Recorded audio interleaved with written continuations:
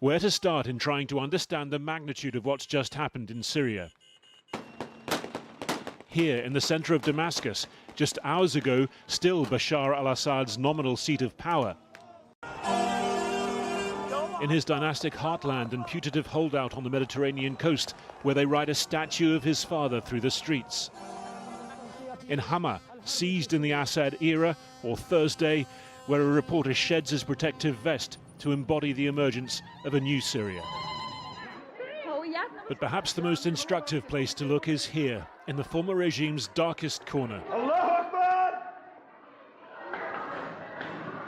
The corridors of Saidnaya prison, north of Damascus, where they killed so many thousands, they built a crematorium outside. A young child comes into view. Look at that boy, poor thing, they say.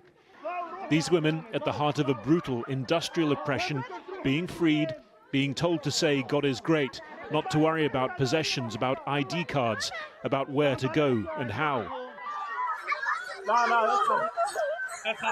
Another prison, the same story. He says, there's no state anymore, sister. Damn the state, it's fallen. Come down, come on.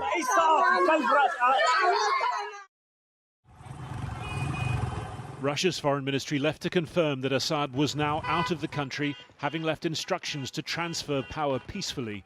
Assad's prime minister saying he will stay in Syria to hand over government functions to a transitional administration. But for now, real power rests with this man, Abu Muhammad al-Jalani, leader of the Islamist HTS forces, listed as terrorists by many countries, that spearheaded the regime's collapse. For days, he's been talking in terms of moderation, of safeguards for minorities. Inside Damascus's Umayyad Mosque, a message of victory for Sunni Islam. This is a new victory, my brothers, for the entire Islamic nation. Victory, my brothers, marks a new chapter in the region's history. We have avoided the dangers of leaving Syria as a playground for Iranian ambitions, spreading sectarianism and corruption. The Assad family's home, the vast presidential palace, now a site for a sort of revolutionary tourism, an opportunity to reclaim some of the regime's ill-gotten gains. Victory to Syria. Syria remains and Assad is in hell, in the dustbin of history.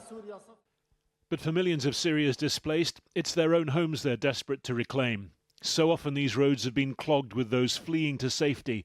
Now the polarity has been reversed, hope embodied in a traffic jam. But still plenty of space for fear of what's to follow. Already there's been fighting between rival rebel groups in the north, the Turkish-backed Syrian National Army taking the town of Manbij from the US-backed and Kurdish-led Syrian Democratic Forces. And while Kurds further east celebrate stunning gains over Assad and Iranian-backed forces, fears here about the potential for ISIS to gain ground. We will also continue to maintain our presence in eastern Syria, which is solely to ensure the enduring defeat of ISIS and has nothing to do with other aspects of this conflict. And rebel forces have entered Tartus, home to one of Russia's 2 Syrian naval bases. What now for Moscow's foothold on the Mediterranean? What now for the many regime loyalists here fearing reprisals? From the occupied Golan Heights, Israel's Prime Minister claiming credit for events in Syria. The result, he says, of blows dealt to Hezbollah and Iran. Israel sending forces into the UN buffer zone. Syrians know all too well the perils of this moment, but across the country they're choosing to focus on its potential. Nowhere more so than here in Damascus, and a young couple experiencing the revolutionary version of a shotgun wedding. It's the most beautiful moment of our lives, and because we won't experience this joy twice, I decided my wedding would be today, on 8/12/2024, a date we'll remember. It's an unforgettable day we'll teach our children about. Just what will this day come to signify? A question perhaps for Syria's as yet unborn generation. Harry Fawcett reporting. Well, ruling Syria was a family business for the Assads that began in 1971. Here, Edward Heath was Prime Minister at the time. First Hafez, the father, and then Bashar, the son, who became the heir apparent after his older brother died in a car accident in 1994. The Assad family survived the Cold War, multiple regional wars, and a civil war, but in the end, they couldn't survive the distraction of Russia in Ukraine and Iran and Hezbollah facing off against Israel. The President of Syria and Mrs. al-Assad, Your Majesty. Once upon a time in 2002, Assad, the former eye doctor, and his wife, the doctor's daughter from Acton. The young president of Syria was someone that many thought they could do business with. Syria is going to be an important part of building a peaceful and stable future in the Middle East. I was there. The First Lady of Syria was so unlike any other in the region that Vogue called her the Rose of the Desert and put her on the cover.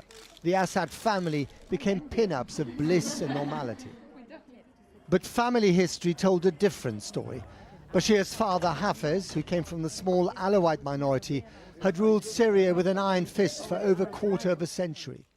He was respected in Moscow and Washington and feared at home. And a decade after the son took power, the Arab Spring came to Syria and the other side of Assad's character came to the fore. In Deraa in the southwest, the regime shot dozens as ordinary citizens echoed the cries of freedom from Tunisia, Egypt and Libya. The former eye surgeon became blind to the suffering of his own people, inflicted by him and his henchmen. In his prisons, torture, including of children, became the norm, and hundreds of thousands of civilians disappeared. The catalogue of brutality mounted, as did the bodies, almost 500,000.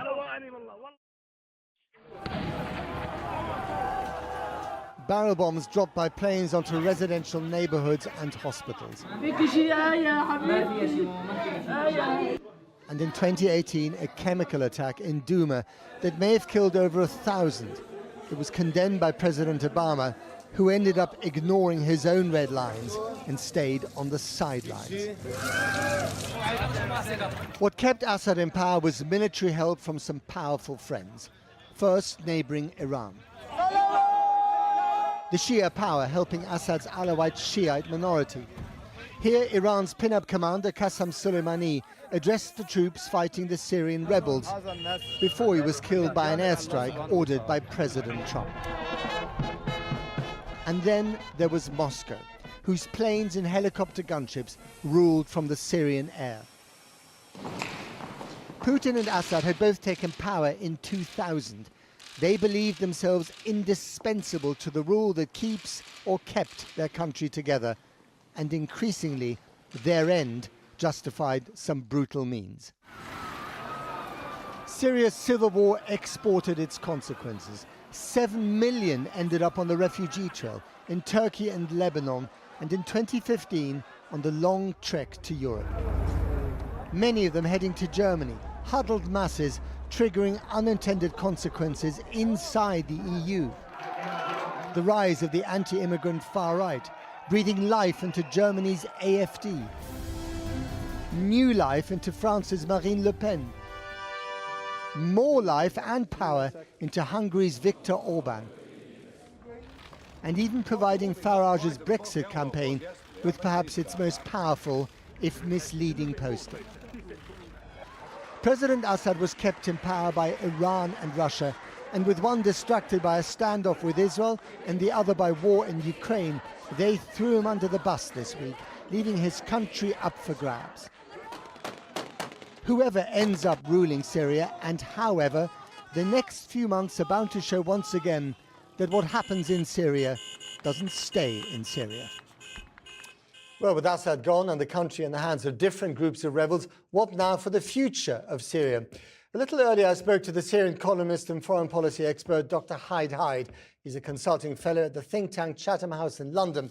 And I began by asking him if he thought that Assad's downfall was made possible by his allies being distracted with other wars.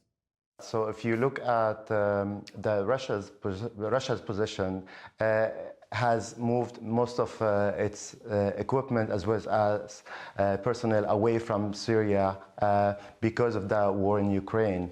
And it was difficult for them to then allocate the resources needed for Assad to be able to stop opposition fighters. And I think for the Russians, it was sort of their calculations that we have invested all this money and the regime has not been able to fight back, so why would we just go ahead and then repeat the same mistakes again? For Iran, it was a similar situation, especially since Hezbollah, its main arm, not only in the Middle East, but in Syria, which contributed to the protection of the regime for years, is now completely distracted in its own war with Israel.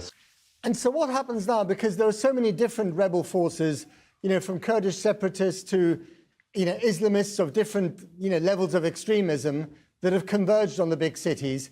Who's going to actually run the place now? Syrians are celebrating today. I think many are trying to figure out what tomorrow holds. The problem right now is, as you mentioned, you have rebel groups, different ones, not only the ones who started the fight, but then you have local armed groups who then also started their own fights in order to liberate their areas from the regime. This is what complicates the situation. How will then the political opposition that is now entering negotiations with different groups will be able to then establish not only contact but influence over the groups that are controlling the territories on the ground, and who will be able to then determine who will have the biggest say in what the transitioning body would look like. I mean, given the state of the Middle East at the moment, if Syria implodes or becomes chaotic, or there's another kind of civil war that results from this, what are the consequences going to be for the region? Big consequences. You have the most obvious one will be the new flow of refugees to neighboring countries and potentially to Europe and elsewhere. Then you have the security element. Then you have clashes maybe not only being contained to Syria, but involving other countries, groups even operating from Syria against other countries or carrying out attacks. Then you have the ISIS sort of threat. The group has been gaining sort of more resources as well as carrying out more attacks in Syria, and this would create a golden opportunity for the group to be able to just carry out attacks not only in Syria but elsewhere as well. Of course, power is changing, including in Washington. Mr. Trump takes over at the end of January. I mean, does he have any impact on this new reality in the Middle East? I think it does. The most obvious one is that most of the influential policymakers in the Biden administration, they have already moved on. They have secured other jobs or in the process of securing other jobs. So there is no one left to really look at what's happening in Syria and then try to play the leadership role that the US has usually played. Finally, and very briefly, is Iran one of the principal backers of the Assad regime? Are they the biggest losers in this, and what consequences will that have for them? I think it's safe to say that Iran will be the biggest loser. It seems that Iran will not be able to secure any of its interest in Syria. If you look at what they have been trying to use Syria for over the past years, is one, to continue to supply Hezbollah with weapons. And no matter who basically rules Damascus, it will be difficult for them to allow that, mainly due to the role that Hezbollah has played in killing Syrians across the country for decades. Dr. Haidai, thank you very much indeed. Thank you. Thousands of Syrians displaced during the civil war, after enduring often long and perilous journeys, ended up settling right here in the UK. So today, many were out celebrating the fall of the regime that uprooted their lives in gatherings across the country. Some hope to return to Syria one day, but there's anxiety and hope that the news is not too good to be true. Francis Reid reports from one of the rallies in Trafalgar Square. Celebration after so many sleepless nights, watching events unfold from 3,000 miles away. All those here in Trafalgar Square see the events of the last few days as the liberation of Syria. A chance for change and maybe the possibility for those who want to return to do so. Mayar al-Bakr is a political activist who fled Aleppo in 2015 after government forces came knocking on his door. I have a mixed feeling. I didn't sleep for the last 2 days. I was just watching the news every single moment, waiting for this moment. We are in a very historical moment. We have so much hope, we hope for better and better future for Syria. Then there's Abdul Karim, a neurosurgeon whose 2 little girls were born in exile. We've been really displaced again and again. So my first daughter was born in Turkey, my second daughter was born in London, and I can't believe that at this moment, that we've been waiting for this moment for not only 14 years, I would say for 54 years, Syrians are waiting for this moment. So I really can't describe how I feel, happiness, optimism, definitely, but really a promise that we will go back to build our country. A new generation hoping to get to know Syria for the first time. I don't remember anything of my country, so being able to see my country for practically the first time would be absolutely amazing. I'll get to see all my relatives back home. I'll be really happy, really excited.